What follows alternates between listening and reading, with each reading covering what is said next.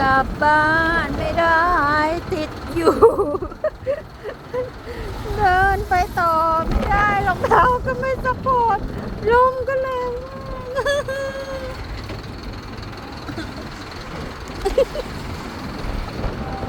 พี่เขาก็งงว่าฉันจะทำอะไรฉันกลับบ้านไม่ได้ ดูดิเขาพูดฉันกลับบ้านไม่ได้